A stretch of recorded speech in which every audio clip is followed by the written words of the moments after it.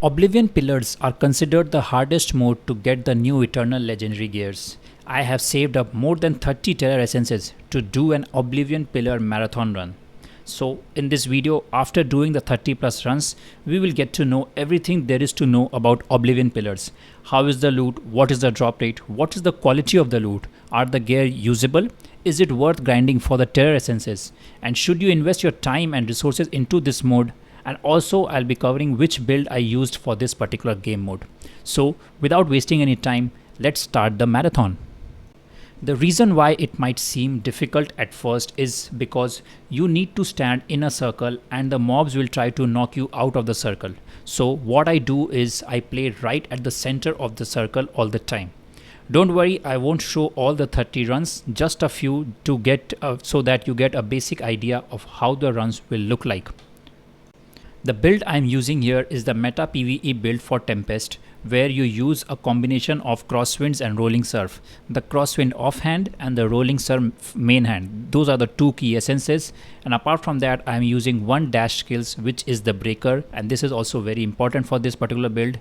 And for the fourth skill I have added the wind walk with this particular shoulder essence, because with this shoulder it basically helps me to spam crosswinds and rolling surf faster, plus the evasion rating helps a lot in this mode because the monsters are going to constantly miss while they are trying to hit you and knock you out of the circle. So the boss is down and we get chests. Now the first thing you will notice is that in some runs you get 3 chests with purple aura, and in some runs you will get 1 chest with the red aura. So basically the difference between is that in the purple, each of these chests gives you 2 gears and 3 dusts. So if you drop 3 chests, basically the rewards is basically 3 times. It's not that the 1 chest is actually better. The 3 chests is actually giving you 3 times the loot. I also noticed that I got double Legos from some of my runs only when there were 3 chest drops, and the 1 chest always mostly dropped me 1 legendary gear. So the chances of getting a Lego is much higher in 3 chests. So I did this marathon live on Twitch and it took me roughly 60 minutes to do all the runs. I had a lot of fun doing this while chatting with the 2 viewers that I had on stream, but I do plan to stream on YouTube as well once I have a proper setup. Be careful of the butcher, as it might try to. It will stun you if you are hit by the butcher's attack. Now I will let the clip for the remaining runs play. If you want to skip this, you can go to the verdict section or the conclusion section. But if you want to see what loot I got in these runs, you can continue watching the runs.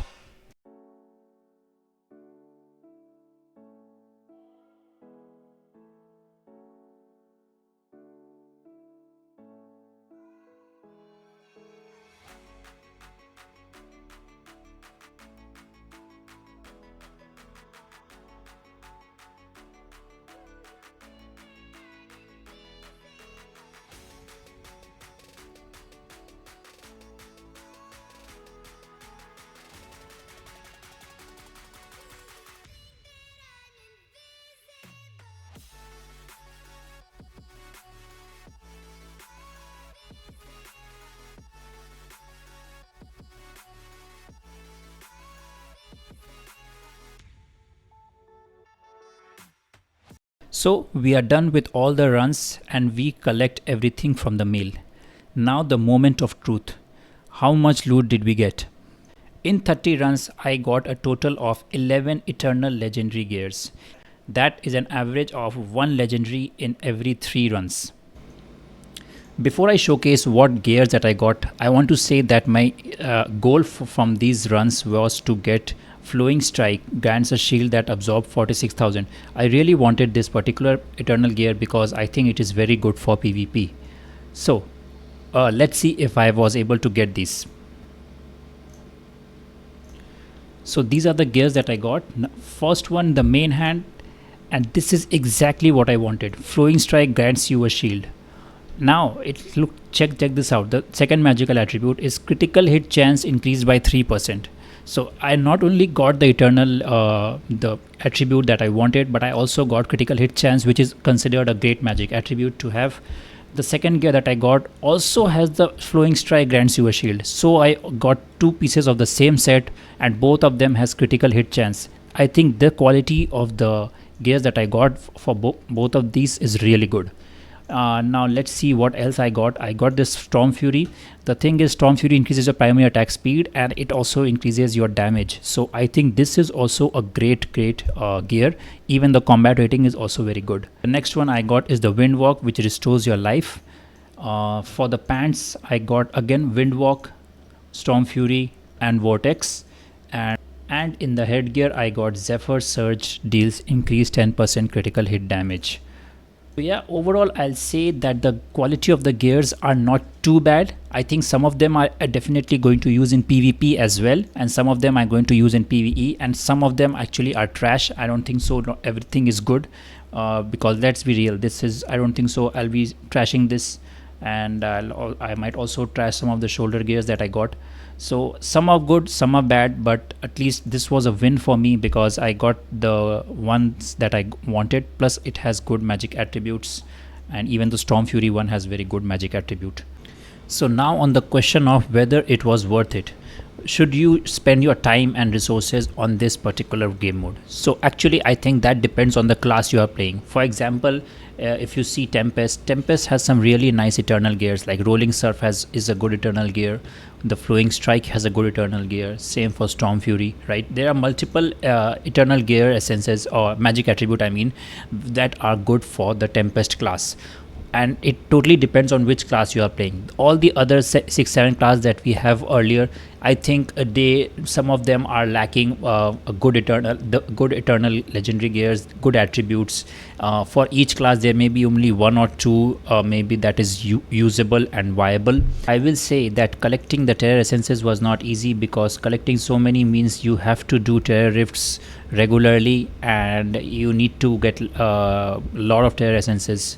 And also I was able to grab some of the terror essences from the market. Although it is out of stock most of the time, I was able to grab a couple or 2-3 from the market, and that's how I was able to stack them. Now there is the Hellslayer bounty, which you can do from the terror essences. I will do a complete testing all the Hellslayer bounties as well, when I get some more terror essences, and I will show the drops from Hellslayer's bounty as well. In Hellslayer bounty you get a drop when you complete the bounty, and then when you go and submit the bounty to Derek, who is in the bounty guard, the bounty guy, there's another chance to get the eternal legendary gear. So that testing is still pending and I'll do that soon. So yeah, as far as Tempest is concerned, I think if you have the essences, I think you should try to get these eternal gears. I really like them. In my next video, I'll showcase the different combinations of the eternal gear that I think the Tempest has. I think Tempest has some really good eternal gears, and I'll showcase which ones are good to stack and which ones are basically not worth it to use. So make sure you are subscribed so that you don't miss that video. So that's all for this video. I hope you liked it. I hope you found the information in this usable, and I hope you enjoyed it. Thank you for watching, and I'll see you in the next one. Bye.